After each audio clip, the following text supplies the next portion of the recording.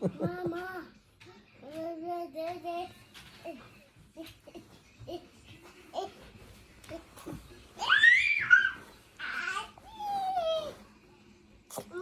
Давай, то, что у тебя получится, давай. Давай, давай.